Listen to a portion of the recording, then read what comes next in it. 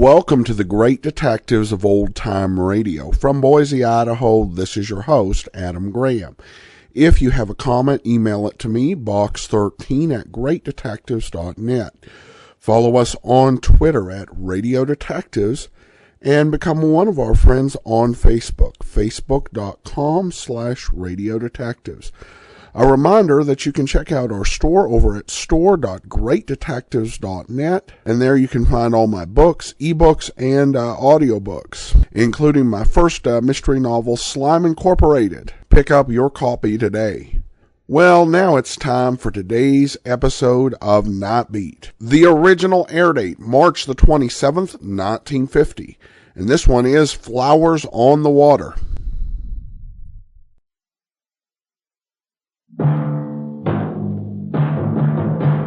Night Beat.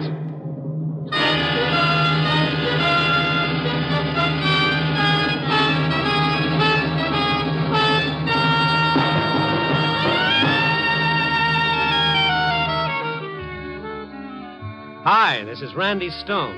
I cover the Night Beat for the Chicago Star. Stories start in many different ways. This one began on an elevated train and ended in eternity.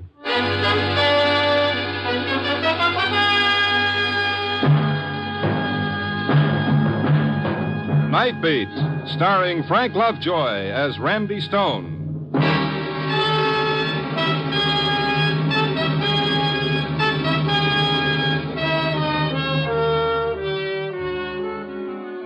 The night is just about washed up. The sky is getting that tattletale gray around the edges. Another hour or so, 3 million alarm clocks will start yakking against the eardrums of Chicago's dear hearts and gentle people. A goodly number of said dear hearts and gentle people will stumble to the front door for their copy of the Morning Star. I'm wondering what they'll say when they read the opening sentence of the Night Beat story for today. The line that goes, "This is a love story with the happiest ending I've ever heard." I guess they'll figure spring has got me in its perfume clutches, and more than likely I'll wind up around a bologna sandwich, and that'll be that. Only if they just keep reading, maybe they'll be in for a strange kind of surprise. It started a little after 10 o'clock last night. I just boarded an elevated train and was on my way to the Loop. The train was pretty crowded, but I saw an empty seat up front, and I hurried for it. I started sitting down without looking. Anton, where have you been? I beg your pardon? Oh, I've waited so long, Anton. A girl sitting next to me. I noticed her for the first time. About 20, maybe. And so beautiful, so delicately beautiful, it was like your eyes had hit the jackpot, and somehow the grinding elevator train suddenly sounded like a gypsy violin. Oh, Anton, you shouldn't have gone away. Look, I hate to tell you this, but I think you've got me mixed up. Oh, it's so good to hear you, to be near you, Anton, so good. Yeah, it's good to be near you, too, kid, but... Won't ever go away again, will you? I'd like to stay here forever. Promise me, Anton. Promise me you'll never go away. Beautiful as she was, it started giving me the creeps. If I'd been Anton, I'd have enjoyed it immensely, but being as how I was two other guys, I didn't see it. And also there was something about her eyes, a disturbing brightness. I didn't know what to do about it, and before I could decide, Lake Street transfer. I'd reached my transfer station. I started getting up. Anton, no, don't go. Oh, lady, look, it's my station. Don't leave me again, Anton, please, no. Now, take it easy. Let go of me. What's wrong with you? This is my station. Anton, I can't let you leave me again. I won't. Well, you'll just have to, kiddo. Now let go. My sleeve, No. huh? Oh,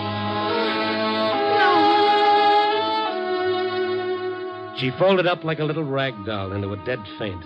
I bent over her, picked up her arm to massage her wrist. It was like touching a hot stove. She was burning up with fever. Passengers in the car were crowding around. The conductor still hadn't given the signal for the train to leave the station. I picked the girl up in my arms. It was like lifting a 10-year-old kid. She must have weighed a fast 90 pounds. I carried her out of the train onto the platform. Someone called for an ambulance. She was still unconscious when the ambulance came. She looked so small and so lost and so alone. And, well, according to her, I was Anton, so the least Anton could do would be to sit beside her on the long ride to the hospital. She was still out cold when we reached County Hospital. They found her name and address inside her purse. Mrs. Mauricia Nowak, 612 Larrabee Street. I waited around to see what was wrong with her. After almost an hour, they said I could go upstairs and talk to the doctor.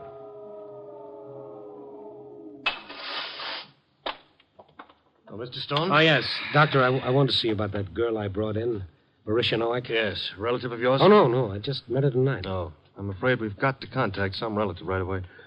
Nothing you can do for her, huh? Do for her? Poor kid's been sick for years and waits till she's dying before she comes to a hospital.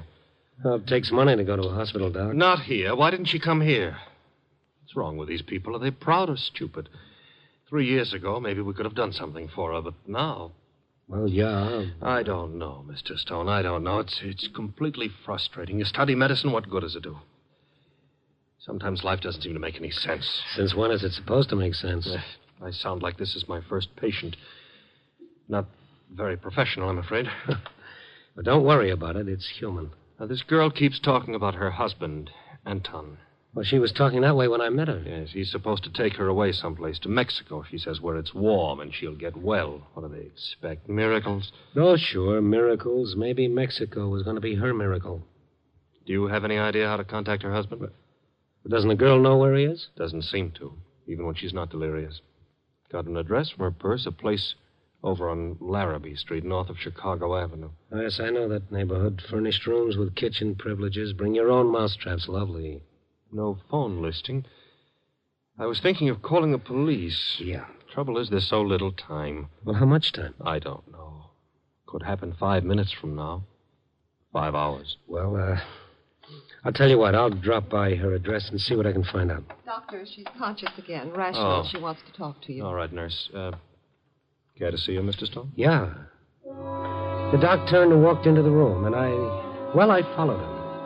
That's a nice, promising beginning for a love story with a happy ending, Only when we got inside Mauricia Nowak's room, the joke was on me. There was no hearts and flowers. She was even more beautiful than before. Her black hair spread out on the white pillow, her delicate face, and the lovely eyes following us as we came into the room. No fear in those eyes.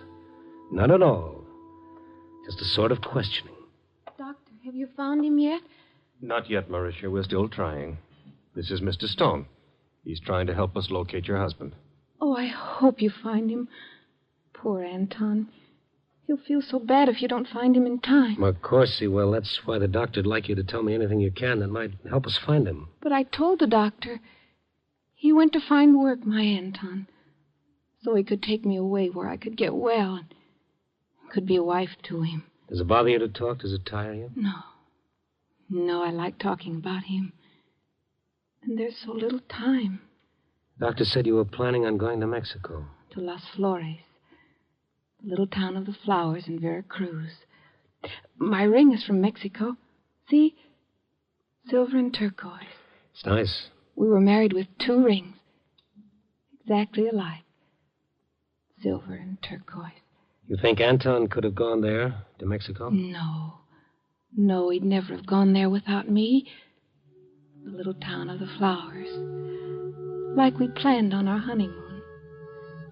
Just like it said in the travel folder. With thousands of blossoms on the water, perfuming the air. But we went to a real hotel here in Chicago on our honeymoon. Anton insisted on it, even though we couldn't afford it. It was in the winter, and it was cold in Chicago like now. Icicles hung from the trees, breaking the branches. But in the room it was warm. And we had each other.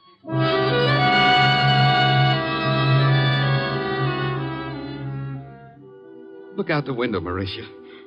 You know, I've never seen the lake from up high. Isn't it beautiful? Oh, Anton. I'm so happy, Anton. But wasn't it extravagant coming here to a hotel?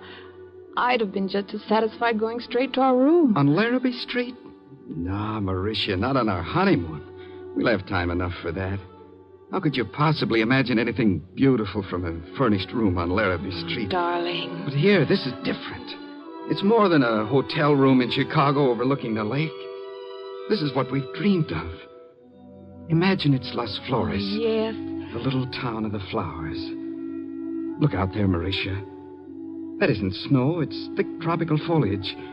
And those aren't icicles hanging from the trees. They're blossoms. And the wind is warm and soft outside. Oh, you'll get well, Mauricia. And we don't need money. We can live for practically nothing. Fresh fruit growing on trees. All we can eat. Oh, we will go there, Anton. We will. And I'll get well there. I'll be a wife to you, Anton. Just you wait and see.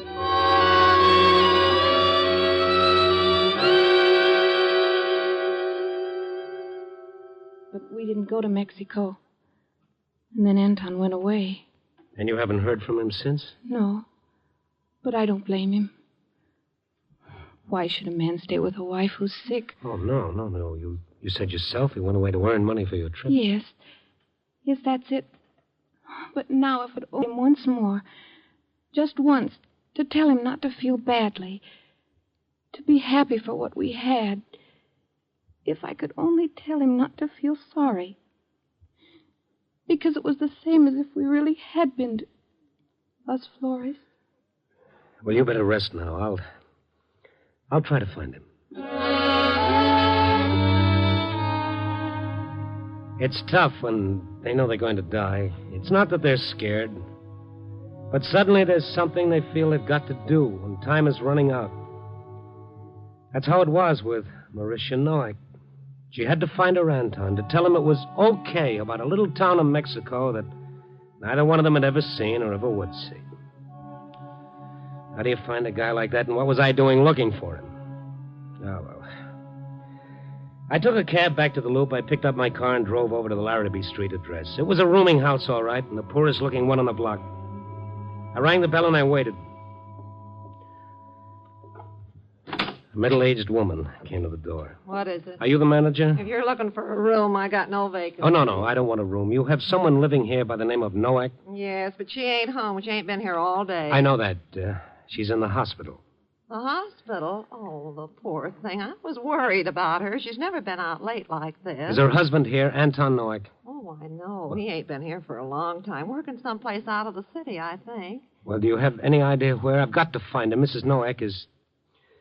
Well, they don't expect her to live. He's got to be notified. Oh, no. Oh, that poor little girl. For such a long time she's been sick. Come on in, please. Maybe there's something in here written down. Or maybe Mr. Nowak's brother would know. His brother? Where does he live? Well, now, I don't know exactly. He's the one that's been sending Mrs. Nowak money to live on while her husband's been away. That was a beginning. We found an envelope from the brother in the girl's room. Paul Nowak. He lived on Clark Street in the Lincoln Park neighborhood. I drove over. There was a man coming down the steps as I got out of my car. I stopped him when he got to the sidewalk. I beg your pardon? Yes? I saw you coming out of that building. You wouldn't be Paul Nowak, would you? Why do you ask? Well, I'm from the Chicago Star. I'm trying to locate Anton Nowak. Well, I can't help you. I don't know anything about him. Excuse me, I'm late to work. Mr. Nowak! Huh. You are his brother, aren't you? Oh, yes, but Well, what's the matter with you? I don't know anything about him. He's gone away someplace to work. Look, fellow, I gotta find her. Mauritia's very sick. Mauricia? She's in the hospital. Oh, I didn't know. I gotta find your brother right away. I told you I don't know where he is. My brother and I... Well, we don't see each other. I haven't seen him since he left. But he's written to you. He must have. You've been sending money to his wife. All right. It's none of your business, but I'll tell you. I had one letter from him. He asked me to do what I could for Mauricia until he could send for her. Where was the letter from? Say where he was working? Someplace in Montreal. He didn't give any address. Some fur company, like Chicago Montreal furs. Well, it doesn't sound like you're telling me the truth, Mr. Nowak, but I can't see why you'd want a thing like that on your conscience.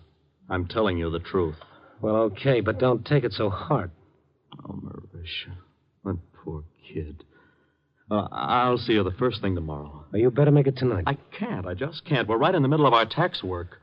Oh, yes. Mm-hmm. Yeah, well, I see your point. Only thing is that tomorrow she'll be dead. It's not true.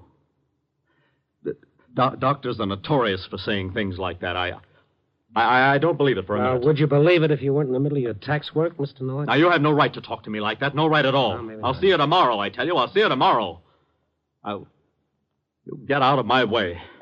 Get out of my way and stay out of my life. Stay out of my life or you'll regret it, Mr. Stone. Now, what was that for?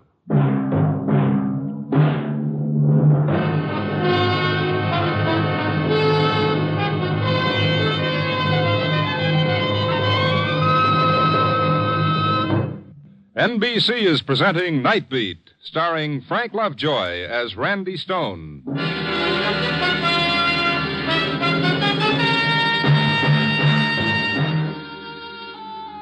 A love story with a happy ending. Yes, that's what the man said. Only right at the moment, if there was any happiness in the world, it was staying out of my sight. Almost midnight, and Marisha Nowak up at the hospital, hanging on to life by her fingernails until I could find her husband, Anton. Nothing to go on but the name Anton's brother had thrown at me, the Chicago-Montreal Fur Company. I looked it up in the phone book. It was there, all right. I started dialing the number.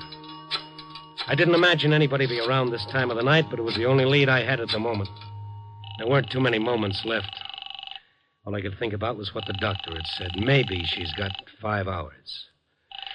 5 hours. No, nobody's going to answer. Hello? Hello. This is a report on the Chicago Star. Is nobody here? All gone home. Look, I'm trying to locate a man who's working for your company. Is nobody here? I'm cleaning woman. Call tomorrow. No, wait, please. Listen, I don't have any time. This is very important. Can you tell me how I can locate the manager of your company? Manager gone home at 5 o'clock. This is the cleaning woman. Oh, yes, I understand that, but can you please tell me the manager's number? I've got to telephone him now. Oh, just a minute. I waited. Seemed like forever while she went for the number. Hello? Yeah, were you able to find it? George Swanson. Lakeview 42311. Lakeview 42311. Thank you very much. Tell him I didn't give out the number, only because it's an emergency. Yes, all right. I'll tell him. Thank you. Goodbye.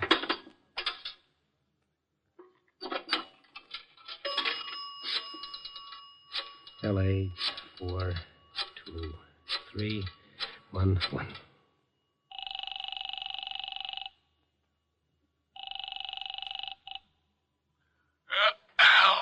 Hello, Mr. Swanson. Yes? I'm sorry to trouble you, Mr. Swanson, but it's very important. My name is Stone. I'm a reporter on the Star. I'm trying to locate a man who works for your company, an Anton Nowak. We have no one by that name working for us. What was that name? Anton Nowak. Never have had since I've been with the company. Of course, we're an old firm. May have been a way back. Oh, no. This would have been in the last year or so. No, sorry. Would you have any way of knowing if he worked at your Montreal branch? We have no Montreal branch. Isn't your company the Chicago-Montreal Fur Company? Yeah, that's right, but we haven't had a branch in Montreal for years. That used to be our headquarters when the company first started, but we're strictly a Chicago firm now. Oh, I see. Well, thank you very much. I'm sorry to have troubled you. Oh, not at all. If it's going to be printed in the papers, don't forget to mention our name. No, I won't. Goodbye, Mr. Swanson. Something was beginning to smell, and it wasn't just the west wind out of the stockyards. I checked the vital statistics on deaths. No Anton Nowak since 44. Checked the police records for amnesia cases. In the Central Bonding Company files, Paul Nowak was listed as a night auditor with the Great Lakes Bank Reserve over on State Street.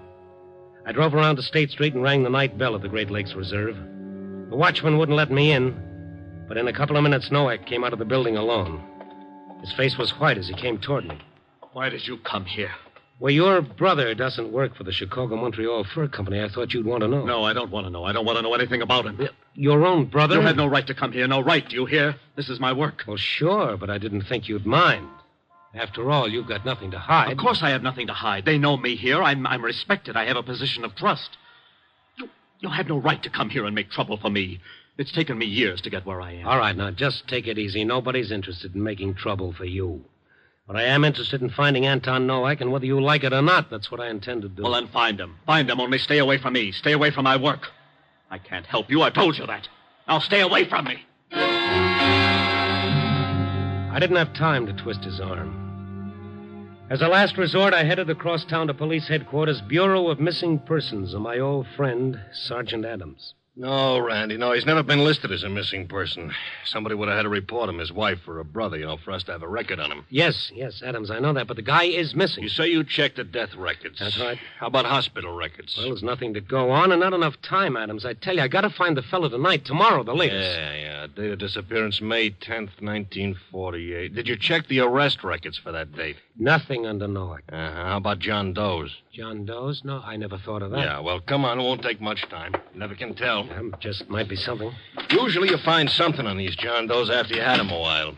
FBI prints, pictures, or else they just break down and tell us who they are. Of course, if they're just John Doe drunks, just a matter of sobering them up. Right in here, Randy.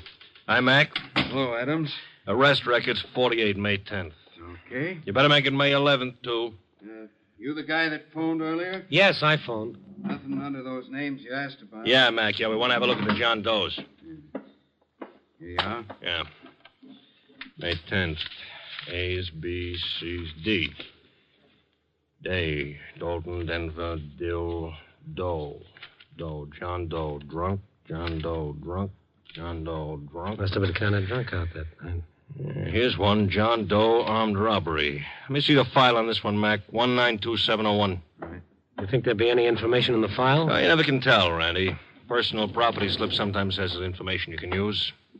Here you are. 192701. John Doe, age 23, hair dark, eyes brown, height 5'10", 3/4, no identifying scars. Well, that age is right. It could be Nowak. What'd he do? Hold up. Captured by the victim. Must have been new at the game. Let's look at what else you got, huh? Yeah, we'll have a look at the personal property list, stuff he had on him when he was booked. Brown suit, white shirt, blue striped tie, no hat, white handkerchief. What is this under jewelry? One only, hand ring, Indian. Silver and turquoise. What else? Cash, 8 cents. Identification? No. That's about all. Oh, here's a note. I guess he was trying to get away. One only, travel folder on Mexico. I'd found him. Anton Nowak was John Doe, arrested for robbery, May 10th, 1948, convicted and sentenced to Joliet for 2 to 5 years, still under the name of John Doe. It was beginning to fit together, sure. He didn't want her to know. That's why he hadn't written. That was the reason for the lie about the job in Montreal. He was afraid it would hurt her. And the prison record, that's why his brother wouldn't tell where he was. Afraid that somehow Anton's crime would reflect on his own bank job. I jumped into my car and headed out Ogden Avenue towards Joliet, over 30 miles away. It was the middle of the night. I had no idea what I could do when I got there. All I knew was I had to get there fast. Maybe he'd been released. Maybe I could talk the warden into letting him out with me under guard. Maybe I could put a call through to the hospital. He could at least talk to her on the phone. I didn't know. When I got to Joliet, the place was lit up like Soldiers Field. The guard took me inside to the warden. He was dressed. He seemed to have been expecting me. Now, you're a little late, Stone. Doesn't anybody go to bed around here? The rest of the boys have been and gone. Rest of what boys? The other papers. You mean they got here ahead of me? Oh, why, of course. The break happened a couple of hours ago. A break? I thought there was something funny about all those lights and everybody being up at this time of the night. Isn't that why you're here? No, I came up to see a fellow. What happened? One of the men suddenly decided he wanted out. Grabbed a gun away from a guard and started blasting away. Had to shoot him to stop him. Not an organized break? No, he was alone. Can't understand it. Model prisoner. Coming up for parole in a month. And tonight he just blows up. Poor fellow. His name wouldn't be John Doe, would it? One of many. How did you know? Well, he might be the fellow I was coming up to see. Chicago number 192701. Yeah? So that's a shame. He's in a hospital cell down the hall. I see him. He's pretty bad off. I'd like to see him if you don't mind, Warden. Come on.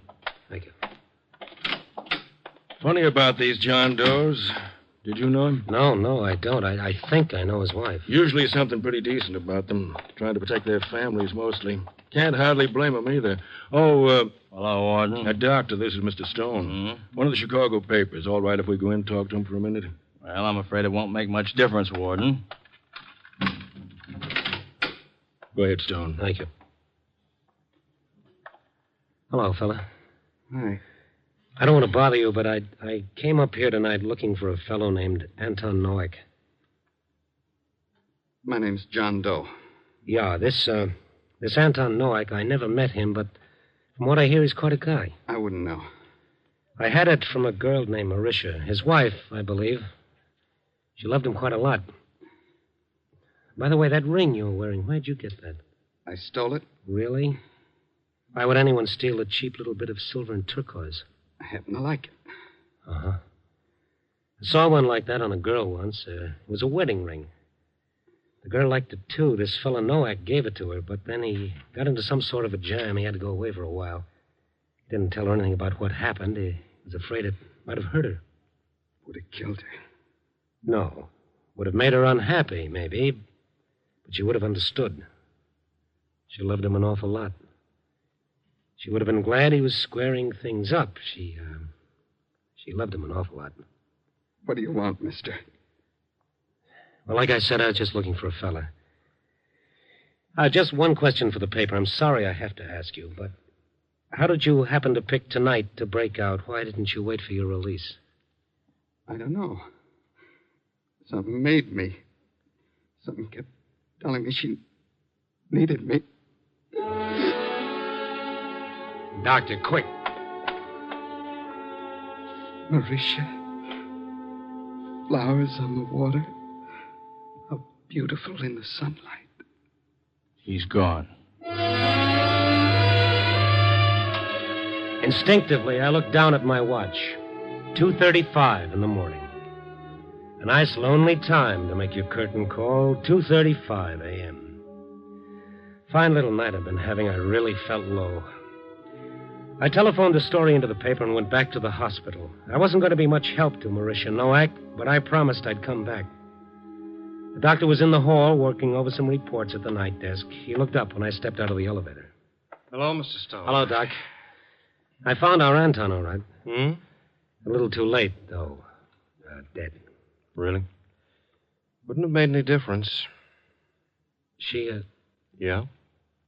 I'm making out the report now. Oh, great. Wasn't so bad, Stone.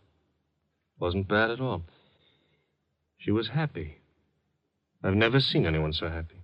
What did she have to be happy about? Oh, who knows? But right at the last, this wonderful smile came across her face. I guess it was delirium. She kept saying something like, flowers on the water. How beautiful in the sunlight? Yeah, that's what she said. How did... That report that you're making out, Doc, tell me. What was the time of death? Hmm? Tell me, Doc, please. Oh, it's 2:35 a.m. Why? 2:35 a.m. Yeah.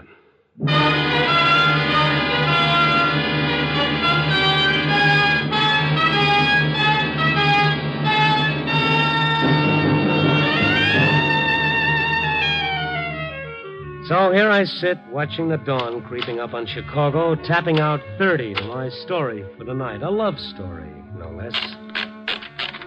A very pessimistic fellow once wrote, when two people really love each other, there can never be a happy ending. Well, it could be. But then again, maybe that pessimistic fellow used one word too many. Maybe when two people really love each other, there can never be an ending.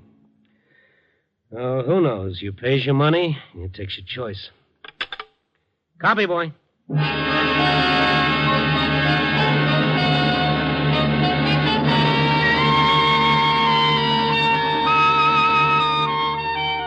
Night Beat, a new dramatic series, stars Frank Lovejoy as Randy Stone.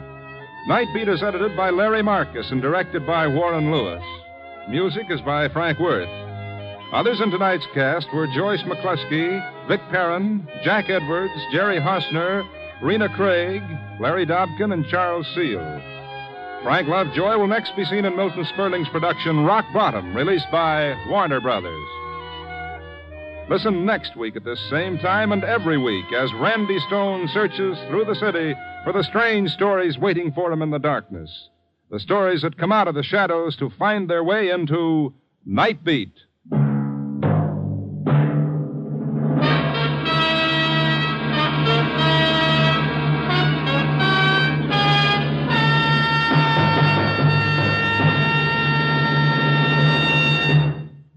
There's more great action-packed entertainment for you throughout the week on NBC. Other mystery adventure programs include such popular shows as Dragnet, High Adventure, and Christopher London. Now, stay tuned for Brian Donlevy as a soldier of fortune on Dangerous Assignment on NBC.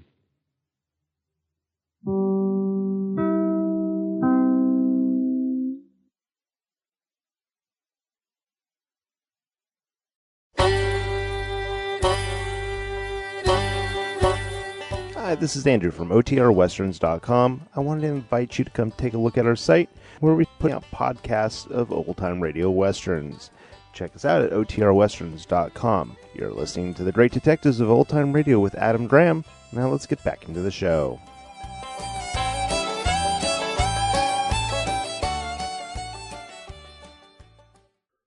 Welcome back. Interesting story. In many ways, this particular sort of sentimentality, it does feel like something more out of the 1930s than about out of the early 1950s. But it's still got a good story with an interesting mystery at the heart of it. Though probably not one of my favorite episodes of this series. All right, now listener comments and feedback, and we received quite a few regarding the Christmas episode. Joe says this was a very good episode. I really enjoyed it. Steven says, I thought that I'd heard all the old-time radio detective Christmas specials and most of Nightbeat. This was a new one for me on both counts and an excellent listen. I have good memories of listening to rebroadcast of Nightbeat in the 80s, and I'm really enjoying them on the podcast. I enjoy most of the detectives you play. I'm not one of those who complain about this or that program, but I am enjoying Nightbeat more than most. Thanks for providing these podcasts for us. And Michael adds, I second this as a great Christmas episode. Cora says one of the best series, well-written and full of atmosphere. And Francis says Frank Lovejoy had a great voice, was an excellent radio actor. And Katie and Joey also expressed appreciation for Nightbeat and Frank Lovejoy respectively. So thanks so much for your comments. I'm glad you enjoyed that Christmas special. That will actually do it for today. Join us back here tomorrow for The Private Files of Rex Saunders. And then next Monday, another episode of Nightbeat. And next Tuesday, Hollywood Mystery Time takes over Tuesdays, so be sure and listen to that. In the meantime, send your comments to box13@greatdetectives.net. Follow us on Twitter at Radio Detectives and become